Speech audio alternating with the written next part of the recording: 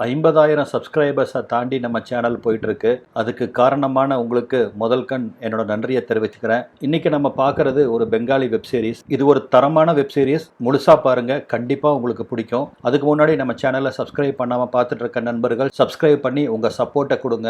அப்படியே இந்த வீடியோக்கு ஒரு லைக் போட்டுட்டு பார்க்க ஆரம்பிங்க. நீங்கள் போடுற லைக் மூலமாக தான் இந்த மாதிரி ரேரான மூவிஸ் எல்லாம் கொண்டு வரக்கு எனக்கு மோட்டிவேஷனலாக அமையும். சீரிஸோட ஸ்டார்டிங்லேயே நம்ம ஹீரோயின் லைலாவை காமிக்கிறாங்க. அதிகாலை நேரத்திலே எந்திரிச்சு குளிச்சுட்டு கிழிச்சிட்டு காலையில் டிஃபனு மத்தியானம் லஞ்ச் எல்லாத்தையும் தயார் பண்ணிட்டு ஆஃபீஸ்க்கு டைம் ஆச்சு எந்திரிங்க அப்படின்னு புருஷனை போய் எழுப்பி விடுறா. உடம்பு சரியில்லாத மாமியாருக்கு தனியாக சமைச்சு அவங்களுக்கு மாத்திரையெல்லாம் எடுத்து கொடுத்துட்டு வேலையெல்லாம் முடிச்சு அடிச்சு பிடிச்சி அங்கேருந்து கிளம்பி பக்கத்து ரோட்டில் இருக்கிற ஒரு ஹார்மோனியம் கிளாஸுக்குள்ள நுழையிறா. அங்கே தான் இவளோட மாஸ்டர் ஹார்மோனியம் கற்றுக் கொடுத்துட்டு இருக்காரு. இவளை பார்த்தோன்னே செமையாக காண்டாகிறாரு. ஏமா 3 மாசமாச்சு, சம்பளமும் கொடுக்க மாட்டேங்கிற, ஹார்மோனியம் கிளாஸுக்கும் ஒழுக்கமாக வர மாட்டேங்கிற, ஏமா இப்படி பாடாப்படுத்துற அப்படின்னு அவர் டென்ஷன் ஆக, மாஸ்டர் ஜி ஒரு 2 நாள் பொறுத்துக்குங்க, உங்களோட பேலன்ஸ் எல்லாத்தையும் செட்டில் பண்ணிடுறேன் அப்படின்னு அவர்கிட்ட அஷூரன்ஸ் கொடுத்துட்டு அங்கிருந்து கிளம்புறா. போற வழியில அங்க இருக்கிற ஒரு நகைக்கடையை பார்த்த உடனே லைலா நேரா அந்த நகைக்கடைக்குள்ள போறா. அந்த நகைக்கடையில தான் இவளுக்கு ஒரு ஜிமிக்கி கம்மல் வேணும்னு சொல்லி அட்வான்ஸ் கொடுத்து 6 மாசம் ஆகுது. இன்னும் அவன் முழு பணத்தை கொடுத்து அந்த ஜிமிக்கியை வாங்க முடியல அவனால. இதுல இருந்தே அவன் நடுத்தர வர்க்கத்தை சேர்ந்தவ அப்படிங்கிறது நம்மளுக்கு புரியுது. இந்த தடவையும் தவணை சொல்ல போற அப்படிதானே அப்படின்னு கடுப்பா அந்த கடைக்காரர் சொல்றாரு. ஆனா ப்ளீஸ் ஒரு 2 நாள் பொறுத்துக்குங்க, எப்படியாவது நான் பணம் பொட்டி கொண்டு வந்து கொடுத்து அந்த ஜிமிக்கியை வாங்கிக்கிறேன் அப்படின்னு அவர்கிட்ட வழக்கமா இவ சொல்ற அதே சாக்க சொல்லிட்டு அங்கிருந்து கிளம்புறா. போற வழியில பாத்தீங்கன்னா சில ஸ்டூடெண்ட் எல்லாம் படிப்புல அந்த கோட்டா முறையை ஒழிச்சு நல்லா படிக்கிறவங்களுக்கு முன்னுரிமை கொடுங்க அப்படின்னு ஒரு போராட்டத்தில் ஈடுபட்டு இருக்காங்க.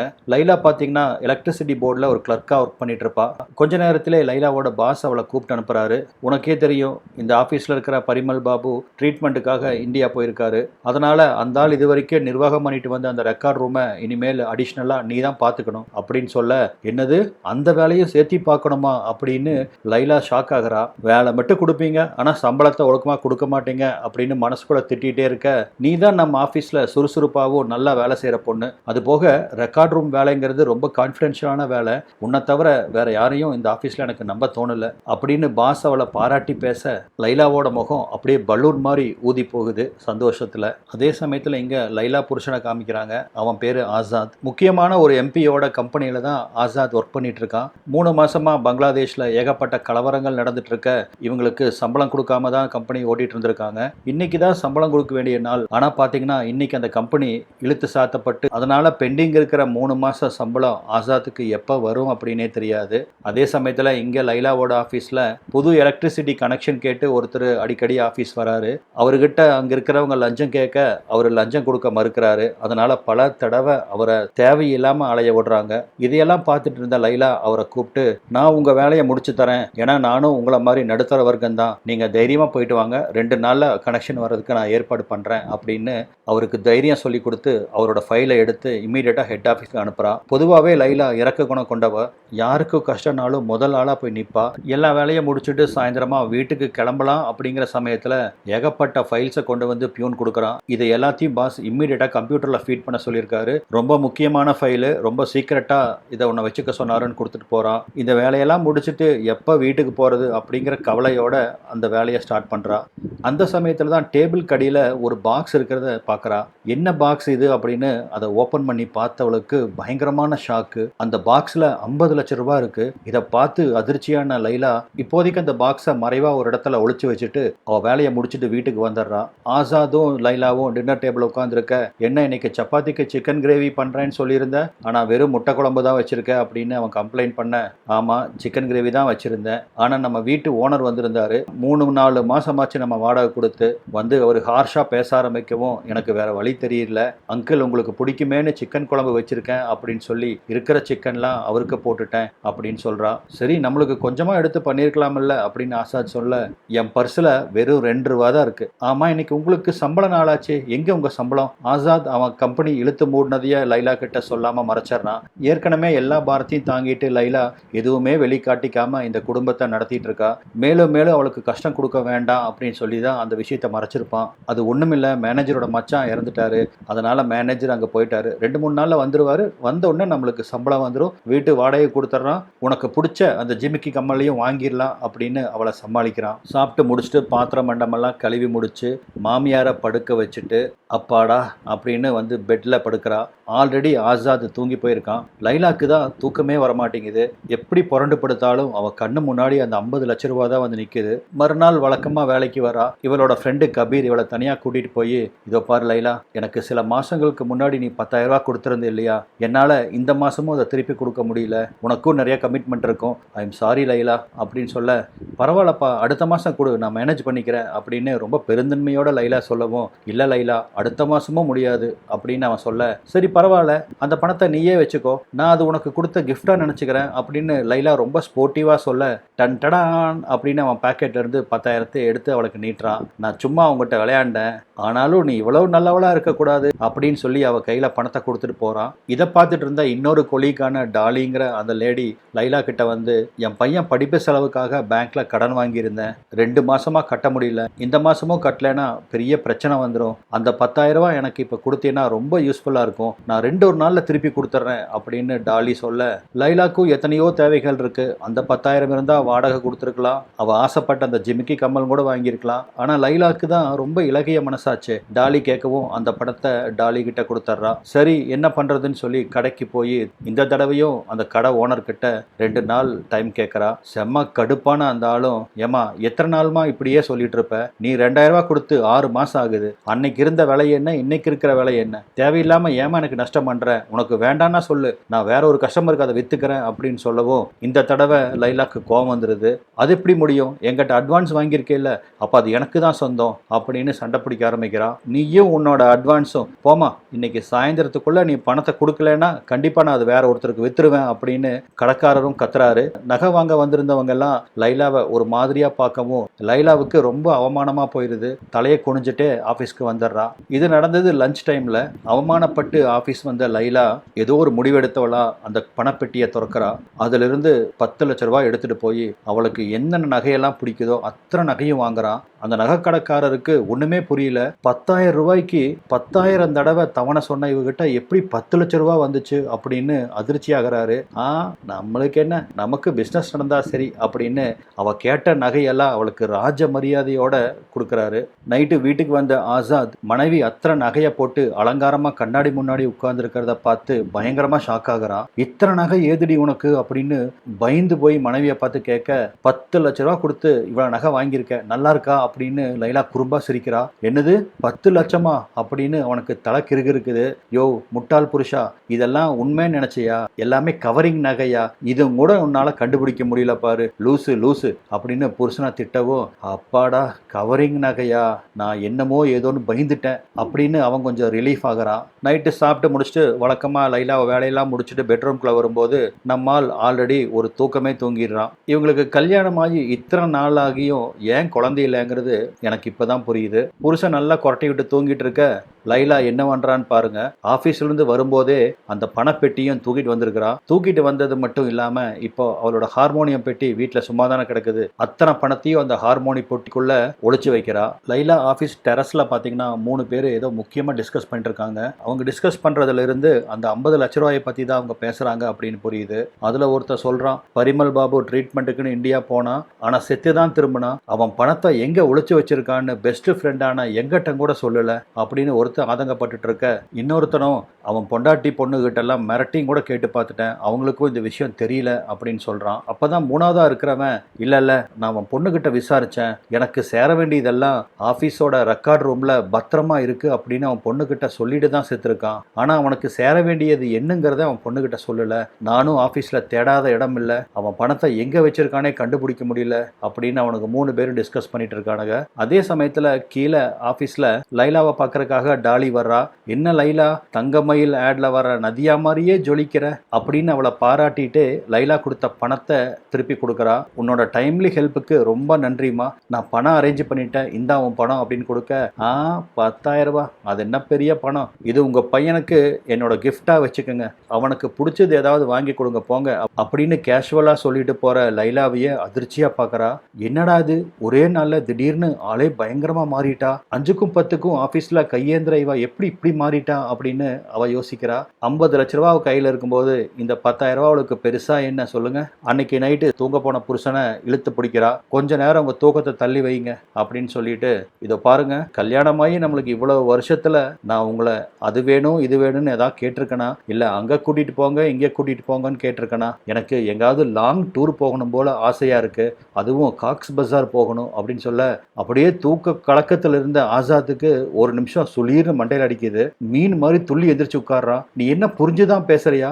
2 பேர்த்துக்கிட்ட சல்லி பைசா கிடையாது, எப்படி நம்ம காக்ஸ் பஜார் இருக்க டாக்காக்கு போக முடியும் சொல்லு? அதுவும் நாட்டில் இப்போ நடந்துட்டு இருக்கிற கலவரத்தில் வீட்டை விட்டு வெளியே போகிறதே பயமாக இருக்குது, இதில் ஸ்டேட்டு விட்டு ஸ்டேட்டு வேற போகணுங்கிற. கொஞ்சம் சும்மாருங்க, எப்போ பார்த்தாலும் பண கஷ்டம்னு. அதுக்கு நான் ஒரு வழி வச்சிருக்கேன் அப்படின்னு சொல்கிறான். இங்கே பாரு, எந்த வழியும் வேண்டாம், பேசாம படுத்து தூங்கு அப்படின்னு லைலா வாயை அடைச்சிட்டு அவன் படுத்துறான். ஏதோ யோசனையாவே படுத்துட்டு இருந்த லைலா கொஞ்ச நேரத்தில் தூங்கி போயிடுறான். அவன் என்ன யோசிச்சா அப்படிங்கிறது இந்த சீனில் நம்மளுக்கு தெரிய வரும். மறுநாள் ஆஃபீஸில் பாஸை வந்து பார்த்த லைலாவும், பாஸ் எனக்கு 1 வீக் லீவ் வேணும் அப்படின்னு கேட்குறா. எதுக்குமா உனக்கு 1 வாரம் லீவ் அப்படின்னு ஆச்சரியமாக கேட்குறாரு. என் புருஷனுக்கு employee of the month award கிடைச்சிருக்கு, அதனால கம்பெனி சார்பா எங்க 2 பேர்த்தையும் காக்ஸ் பஜார் கூட்டிட்டு போறாங்க அப்படின்னு சொல்ல, இவரும் ஆசாத் சொன்ன மாதிரியே டாக்காக்கு போறது சேஃப் இல்லமா அப்படின்னு சொல்றாரு.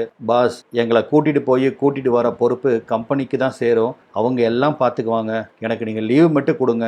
நான் இந்த ஆஃபீஸ் வந்ததுலேருந்து ஒரு நாளாவது லீவ் எடுத்திருக்கேனா, ஒரு நாளாவது என்னோட டியூட்டியை செய்யாமல் நான் வீட்டுக்கு போயிருக்கேனா, ஆனால் நான் லீவு கேட்டால் மட்டும் நீங்கள் ஏதோ எக்ஸ்கியூஸ் எல்லாம் சொல்கிறீங்க அப்படின்னு சொல்ல, பொறுமா, நான் உனக்கு எந்த எக்ஸ்கியூஸும் சொல்லலை, நீ தாராளமாக 1 வாரம் லீவ் எடுத்துக்க, நாடு இருக்கிற நிலைமையை சொன்னேன் அப்படிங்கிறாரு. சந்தோஷமாக கேபினுக்கு வந்த லைலாக்கு ஒரு ஃபோன் வருது. இவ ஒரு டிராவல்ஸில் பஸ் டிக்கெட் புக் பண்ணியிருப்பா.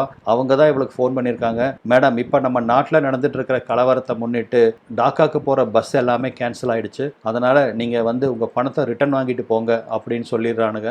இதை கேட்ட லைலாக்கு பயங்கர அப்செட் ஆகுது. ஆனாலும் அவள் முடிவில் இருந்து பின்வாங்கிறது இல்லை அப்படிங்கிற முடிவோட கபீரை பார்த்து ஆன்லைனில் ஃப்ளைட் டிக்கெட் புக் பண்ண சொல்கிறா. டிக்கெட் ரேட்டை பார்த்த கபீருக்கு தலை சுற்றுது. ஏமா 36,000 ரூபாம்மா நீங்கள் 2 பேரும் போயிட்டு வர்றதுக்கு அப்படின்னு சொல்ல, பரவாயில்ல டிக்கெட் போடு கபீர், நான் கொஞ்சமாக பணம் சேர்த்து வச்சுருக்கேன், என் புருஷனுக்கு ஒரு பெரிய சர்ப்ரைஸ் கொடுக்க போகிறேன் அப்படின்னு கபீர் கிட்ட சொல்கிறான். அதே சமயத்தில் புருஷனுக்கு ஃபோன் பண்ணி, ஏங்க உங்கள் ஆஃபீஸில் லீவு கேட்க சொன்னனே கேட்டிங்களா அப்படின்னு கேட்க, நம்மளும் காலையிலானா டிஃபன் பாக்ஸை கட்டிட்டு நேராக ஒரு பார்க்கில் வந்து உட்காந்து எந்திரிச்சு சாயந்தரமாக வீட்டுக்கு வர வேலையை தான் பண்ணிட்டு இருக்கிறான். அவன் கம்பெனி தான் க்ளோஸ் ஆகி ரொம்ப நாள் ஆகுது. பார்க்கில் உட்காந்துட்டு கேட்டுட்டம்மா, ஆனால் மேனேஜர் லீவ் கொடுக்க மாட்டேங்கிறாரு, இப்போ டாக்காக்கு போகிறதுக்கு உனக்கு என்ன அவ்வளோ அவசரம் அப்படின்னு ஆசாத் கேட்க, ஐயோ உங்களுக்கு புரிய மாட்டேங்குதுங்க, என் ஆஃபீஸில் எனக்கு best employee of the month award கொடுத்துருக்காங்க. அவார்டு கொடுத்ததோடு மட்டும் இல்லாமல் நம்ம 2 பேரும் டாக்கா போயிட்டு வர்றதுக்கான ஃபுல் எக்ஸ்பென்சஸும் என்னோட ஆஃபீஸே பேர் பண்ணிக்குதுங்க அப்படின்னு சொல்ல, என்னது கவர்மெண்ட் இபி ஆஃபீஸில் பெஸ்ட் எம்ப்ளாயியா, என்ன சொல்கிற லைலா அப்படின்னு நம்ப முடியாமல் கேட்குறான். நான் இந்த ஆஃபீஸில் ஜாயின் பண்ணதுலேருந்து லீவே போடலையா, அதனால் எனக்கு ஒரு ப்ரமோஷன் வரப்போகுது, அந்த ப்ரமோஷனை முன்னிட்டு தான் இந்த ஏற்பாடெல்லாம் எனக்கு பண்ணியிருக்காங்க, நீங்கள் லீவோட வந்துருங்க அப்படின்னு ஃபோனை வச்சிடுறா. லைலாவோட ஆஃபீஸில் அந்த மொட்டை மாடியில் பேசிட்டு இருந்த 3 பேரும் தரோவா அந்த ஆஃபீஸில் ஒரு இடம் விடாமல் செக் பண்ணுறானுங்க. ஒரு இடத்துல ஒரு பாக்ஸை கண்டுபிடிக்கிறானுங்க. ஓப்பன் பண்ணி பார்த்தா அங்கே உள்ள வெறும் பேப்பர் தான் இருக்குது. அந்த பெட்டி கூட தான் பணம் இருந்திருக்கும். அதைத்தான் லைலா சுட்டுட்டு வந்திருப்பா. சல்மா அப்படிங்கிற ஒரு மெய்டை மாமியாரை பார்த்துக்கிறதுக்காக அப்பாயிண்ட் பண்ணிட்டு டாக்கா கிளம்புறாங்க. இங்கே ஆஃபீஸில் பார்த்தீங்கன்னா அந்த 2 ரவுடிகளை காமிக்கிறானுங்க. கண்டிப்பாக அந்த ஆஃபீஸ் பியூன் இதில் சம்மந்தப்பட்டிருப்பான் அப்படின்னு சந்தேகப்பட்ட அந்த மொட்டையனும் தொப்பையனும் பியூனை மொட்டை மாடிக்கு தூக்கிட்டு போய் அடித்து கொடுமைப்படுத்துறானுங்க. ஆனால் பியூனுக்கு நிஜமாவே இந்த பணம் எங்கே இருக்குன்னு தெரியாது. அவனும் எத்தனையோ சொல்லி பார்க்குறான், இவங்க நம்புற மாதிரியே தெரியல. ஒரு கட்டத்தில் இவங்ககிட்ட இருந்து தப்பிக்கிறதுக்காக அவன் நகரம் உட்பட மொட்டை மாடியிலிருந்து கீழே விழுந்து செத்தே போயிடுறான். பியூனோட சாவுக்கு வீட்டுக்கு வந்த கபீரும் டாலியும் அவன் வீட்டை பார்த்து வாயடைச்சு போயிடுறாங்க. இவனால எப்படி இவ்வளவு பெரிய வீடு கட்ட முடிஞ்சது அப்படின்னு கபீர் ஆச்சரியப்பட, ஒருவேளை அவன் பணக்காரனா இருப்பானோ என்னவோ அப்படின்னு சொல்ல, பணக்காரன்லாம் கிடையாது, 2 வருஷத்துக்கு முன்னாடி தான் அந்த வீடை கட்டியிருக்கான், ஏதோ சம்திங் லஞ்சம் வாங்கி தான் அவன் இந்த வீட்டை கட்டியிருக்கான் அப்படிங்கிற மாதிரி தான் அக்கம் பக்கத்தில் எல்லாரும் பேசிக்கிறாங்க அப்படின்னு டாலியும் கபீரும் பேசிக்கிறாங்க. அதே சமயம் கடலை பார்த்த லைலா ஒரு குழந்தையா மாறி அந்த கடலுக்குள்ள காலை நினைச்சு விளையாட ஆரம்பிக்கிறா. இப்போ வரைக்கும் அவள் புருஷனோட ஆசாத்துக்கு அவளோட கோல்மால் சுத்தமாக தெரியாது. அவள் புருஷன் சைடெல்லாம் இவளுக்கு பெஸ்ட் எம்ப்ளாயி அவார்டு கிடைச்சிருக்குன்னு சொல்லி வச்சிருக்கா. இவ சைடில் எல்லாமே என் புருஷனுக்கு பெஸ்ட் எம்ப்ளாயி அவார்டு கொடுத்துருக்காங்க அப்படின்னு சொல்லி வச்சிருக்கா. புருஷனுக்கும் டாக்கா வரைக்கும் இவளை கூப்பிட்டு வந்தாச்சு, ஒரு ரூம் போடுறதுக்கு கூட பணம் இல்லையே அப்படின்னு அவனோட ஃப்ரெண்டுக்கு ஃபோன் பண்ணி ஆசாத் பணம் கேட்க, நாடு இருக்கிற நிலைமையில இப்போ உங்களுக்கு பீச் பார்க்க போகணுமா, ஃப்ளைட்டு பிடிச்சி டாக்கா போன உனக்கு ஹோட்டலில் ரூம் புக் பண்ணுறதுக்கு காசு இல்லையா, யார்கிட்டடா காது குத்துற, வெயிடா ஃபோனை அப்படின்னு அவன் ஃப்ரெண்டு டென்ஷனாக ஃபோனை கட் பண்ணிடுறான். அந்த சமயத்தில் அங்கே லோக்கலில் இருக்கிற ஒருத்தன் இவங்களை அப்ரோச் பண்ணுறான். எனக்கு தெரிஞ்ச ஒரு நல்ல ஹோட்டல் இருக்குது வாங்க அப்படின்னு இவன் அவங்கள அங்கே கூட்டிகிட்டு போனால் அது ஒரு பெரிய ஸ்டார் ஹோட்டலு. அதை பார்த்த உடனே ஆசாத் அப்படியே மலைச்சு போய் நின்னுறான். ரூமுக்குள்ளே வந்த ஆசாத் ஏதாவது ஸ்நாக்ஸ் ஆர்டர் பண்ணலாம் அப்படின்னு மெனுவை ஓப்பன் பண்ணி பார்க்குறான். ஒரு ஃபிங்கர் சிப்ஸ் விலை 300 ரூபாய் அப்படின்னு பார்த்த உடனே ஆள் அதிர்ச்சியாக, ஒரு ஃபிங்கர் சிப்ஸ் 300 ரூபாயா அப்படின்னு மெனுவை தூக்கி போட்டு உட்காந்துக்கிறான். ஆனால் லைலா அதெல்லாம் கண்டுக்காம இங்கே தான் சாப்பிட்டாகணும் அப்படின்னு அங்கே இருக்கிற காஸ்ட்லி ஃபுட்டாக பார்த்து ஆர்டர் போடுறான். அதே சமயத்தில் இங்கே லைலாவோட ஆஃபீஸில் டாலி எல்லாத்துக்கும் ஸ்வீட் கொடுத்துட்ருக்கா. என்ன காரணம்னு பார்த்தீங்கன்னா, லைலா கொடுத்த 10,000 வச்சு ஒரு ஏசி வாங்கியிருக்கா. அந்த சந்தோஷத்தை கொண்டாடுறதுக்காகத்தான் இந்த மூதேவி அந்த ஆஃபீஸில் இருக்கிற எல்லாத்துக்கும் ஸ்வீட் கொடுத்துட்டு இருக்கா. இதையெல்லாம் பார்த்து அந்த ஆஃபீஸில் இருக்கிறவங்களுக்கு ஒரே ஆச்சரியம். ஏசி வாங்குற அளவுக்கு டாலி கிட்ட எப்படி இவ்வளவு பணம் வந்துச்சு அப்படின்னு யோசிக்கிறாங்க. அந்த ரவுடிகளும் டாலியை வாட்ச் பண்ணுறானுங்க. இப்போ அவளை ஒரு இடத்துக்கு தனியாக தூக்கிட்டு போய் சும்மா கும்முன்னு கும்மி கொதர்னு கொதறானுங்க. ஆனால் டாலிக்கு அவங்க சொல்கிற அந்த பணத்தை பற்றி ஐடியாவே இல்லை. அவளும் கத்தி பார்க்குறா, கதறி பார்க்குறா. ஆனால் அவனுக்கு விடுற மாதிரி இல்லை. இவ இப்படி கேட்டால் சொல்ல மாட்டா அப்படின்னு அவள் ஆட்காட்டி விரலை கட் பண்ணி எடுத்துடுறாங்க. வழியில அவ கதறி துடிக்கிறாளே ஒழிய அப்பவும் அவளால் அந்த பணம் எங்க இருக்குன்னு சொல்ல முடியல. ஏன்னா அவளுக்கு தான் உண்மையிலேயே அந்த பணம் எங்க இருக்குன்னு தெரியாது இல்லையா. அதே சமயத்துல இங்க டாக்கால கண்டதையும் கழுதையும் குடிச்சிட்டு மூடு ஏறின லைலா விதவிதமான கவர்ச்சி ட்ரெஸ்ஸை போட்டு அவ புருஷனை உசுப்பேத்த பார்க்கறான். ஆனா செத்து போன அந்த வெட்டுக்கிளி எந்திரிக்கவே மாட்டேங்குது. இதனால லைலாக்கு பயங்கர அப்செட் ஆயிருது. சரி வெளியவாது எங்காவது போயிட்டு வரலாம் அப்படின்னு பார்த்தா, எனக்கு ரொம்ப டயர்டா இருக்கு, நான் தூங்குறேன், நீ வேணா போய்க்கோ அப்படின்றான். புருஷன் கூட உல்லாசமா இந்த மாதிரி வெளியூருக்கு வந்து ஜாலியா இருக்கணும் அப்படின்னு தான் லைலா வந்திருப்பா. இங்க வந்து ஆசாது தூங்குன்னு தூங்கிட்டு இருக்கிறான். வேற வழி இல்லாம லைலாவும் அந்த ஹோட்டல் ரெஸ்டாரண்ட்டுக்கு தனியா வந்து உட்கார்ந்துட்டு இருக்கிறா. அங்கதான் இவளோட எக்ஸ் பாய் ஃப்ரெண்டான ராணாவை மீட் பண்றான். ராணாவுக்கும் லைலாக்கும் ஒரு ஸ்ட்ராங்கான அஃபேர் ஓடிட்டு இருந்திருக்கும். ஒரு கட்டத்துல இவங்க 2 பேரும் ஓடி போய் கல்யாணம் பண்ணிக்கணும் அப்படின்னு பிளான் பண்ணியிருப்பாங்க.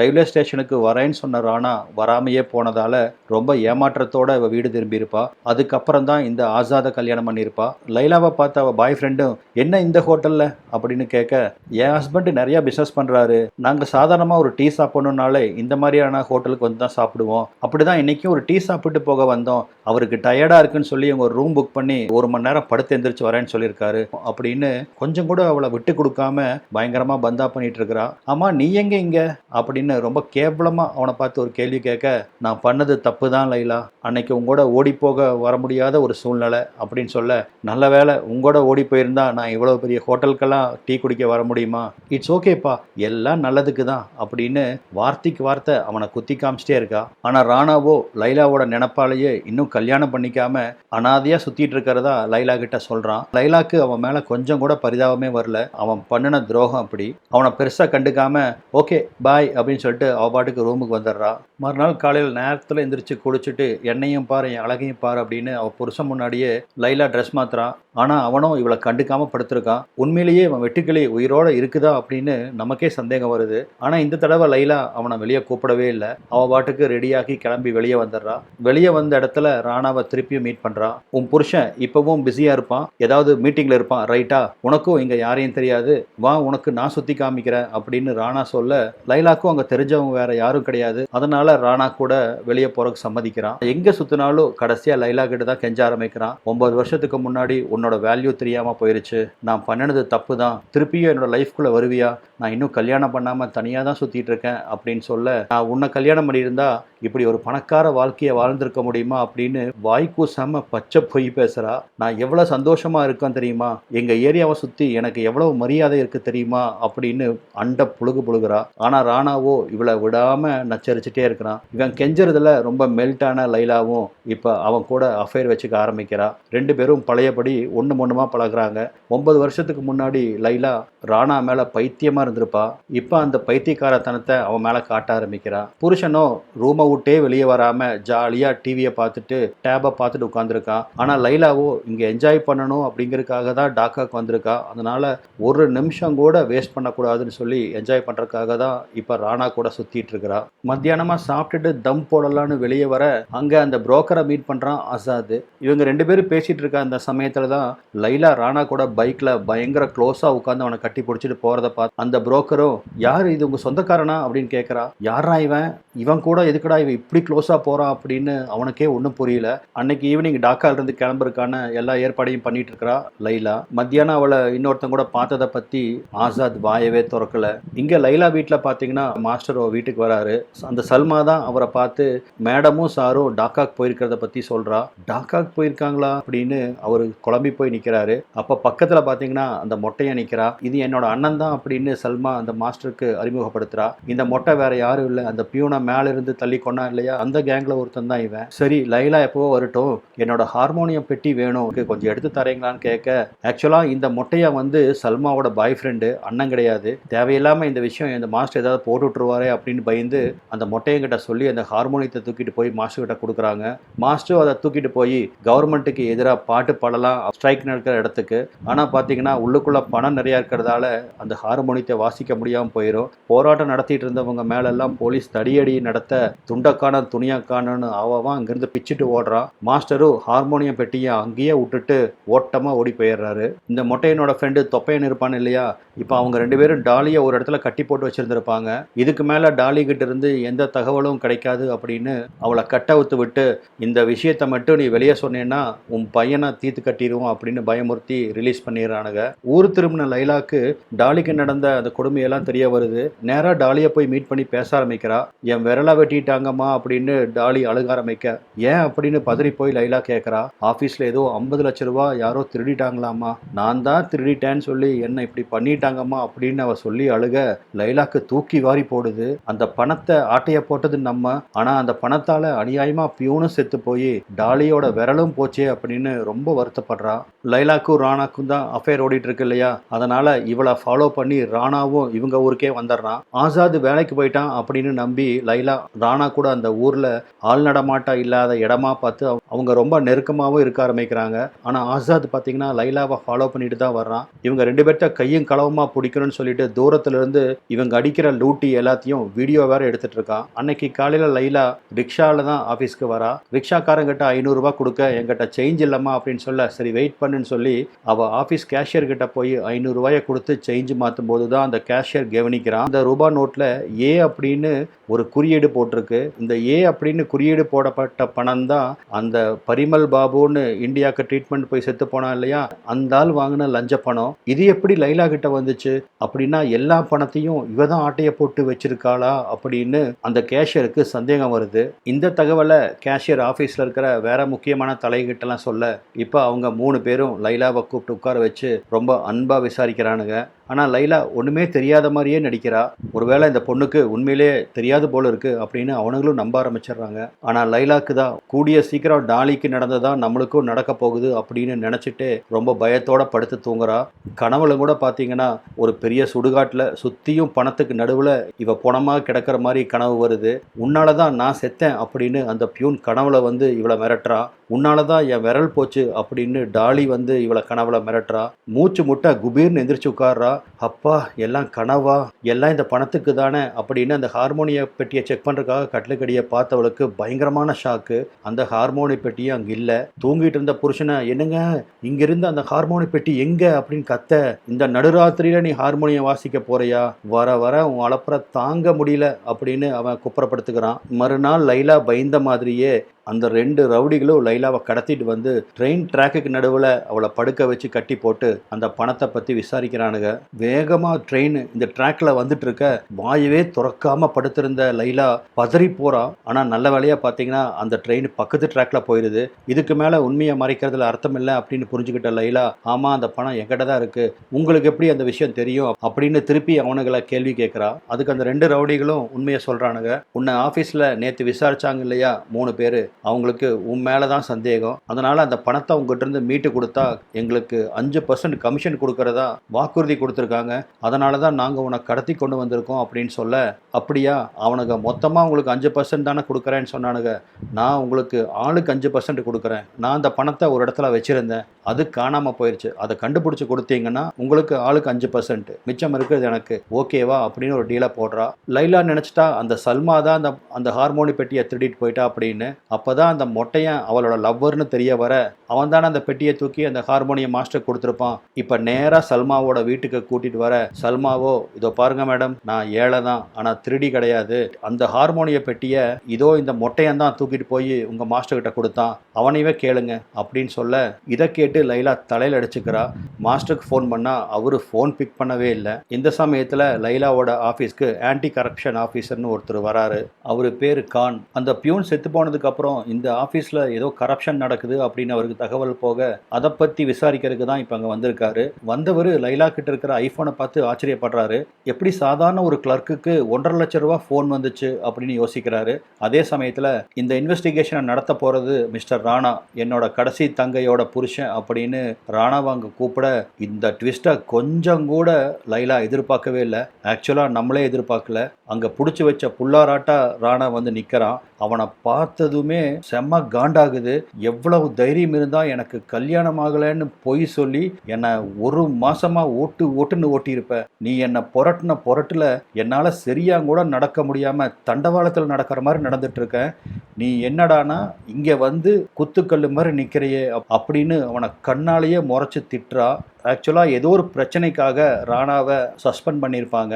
இந்த கான் தான் இந்த இன்வெஸ்டிகேஷனை வெற்றிகரமாக நடத்தி முடிச்சு கொடு, நான் உன்னோட சஸ்பென்ஷனை நீக்கிறதுக்கு வழி பண்ணுறேன், அது மட்டும் இல்லாமல் அடுத்த மாதம் வர்ற ப்ரமோஷனில் உன்னோட பேரையும் இன்க்ளூட் பண்ணுவேன் அப்படின்னு அவனுக்கு அஷூரன்ஸ் கொடுத்தனால தான் இந்த கேஸில் அவன் இன்வால்வ் ஆயிருக்கான். தனியாக ராணாவை மீட் பண்ண லைலா அவனை லெஃப்ட் அண்ட் ரைட்டு வாங்குறான். ஆனால் அவனும் பாடின அதே பழைய பல்லவியை தான் பாடிட்டு இருக்கான். நான் இன்னும் உன்னை லவ் பண்ணுறேன் லைலா, உனக்கு தான் தெரியுமில்ல எங்கள் அப்பா ரொம்ப பிடிவாதக்காரர்னு. அவரு தான் கானோட தங்கச்சி எனக்கு கட்டி வச்சாரு. ஆனால் அவள் ஒரு ராட்சசி. நான் சொன்னது எல்லாம் உண்மைதான். நான் அவளை கல்யாணம் பண்ணினதும் ஒன்று தான், கல்யாணம் பண்ணாமல் இருக்கிறது ஒன்று தான். இது வரைக்கும் அவகிட்ட இருந்து எனக்கு தாம்பத்தியம் கிடைக்கவே இல்லை. நீ தான் அந்த இடத்துல இருந்து என்னோட ஆசையெல்லாம் தீர்த்த அப்படின்னு அவளை திருப்பி ஐஸ் வைக்க ஆரம்பிக்க, இப்படி சொல்லித்தாண்டா ஒவ்வொரு பொண்ணுகளையும் ஏமாத்துறீங்க, இனி என் கண்ணு முன்னாடி வந்துடாதேன்னு பலார்னு அவனை கண்ணத்தில் ஒன்று வச்சுட்டு அங்கிருந்து கோவமா கிளம்பி போயிடுறா. கான் அவங்க ஆஃபீஸில் இருக்கிற எல்லாத்தையுமே ரொம்ப தீவிரமாக இன்ட்ராகேட் பண்ணுறாரு. கபீரும் டாலியும் லைலா மேலே தான் எங்களுக்கு சந்தேகம் அப்படின்னு லைலாவை போட்டு விட்டுறாங்க. இத்தனை வருஷமா அவள் ஒரு வெளுத்து போன சேரையும் வெளுத்து போன சுடிதாரும் தான் போட்டுட்டு ஆஃபீஸ் வருவா. ஒரு சாதாரண மிடில் கிளாஸ் பொண்ணாக தான் இத்தனை நாள் வாழ்ந்துட்டு இருந்தா. திடீர்னு ஒரே நாள்ல பயங்கர ஹை கிளாஸாக மாறிட்டா. பெரிய பணக்கார வீட்டு பொண்ணு மாதிரி பிஹேவ் பண்ண ஆரம்பிச்சா. எங்களுக்கு அவ மேலதான் டவுட் அப்படின்னு போட்டு விட, இப்ப லைலாவை கார்னர் பண்ணி கான் அவகிட்ட கேள்வி மேல கேள்வி கேட்க ஆரம்பிக்கிறாரு. அவளும் எல்லாத்துக்கிட்ட சொன்ன மாதிரி என் புருஷனுக்கு best employee of the month award கிடைச்சிருக்கு, அதனால தான் நாங்கள் டாக்கா போனோம் அப்படின்னு சொல்ல, நல்ல வேளையா அந்த பியூன் செத்த சமயம் இவன் இங்கே இல்லை, அதனால இந்த கேஸில் அவளை லிங்க் பண்ண முடியல. ஆனால் லைலா சொன்ன அந்த எம்ப்ளாயி ஆஃப் அ மந்த் அப்படிங்கிற அந்த கதையை ஆசாதோட கம்பெனியில் விசாரிக்கும் போது தான் ரொம்ப மாதங்களுக்கு முன்னாடியே அந்த கம்பெனி க்ளோஸ் ஆகிடுச்சு அப்படிங்கிற விஷயம் தெரிய வருது.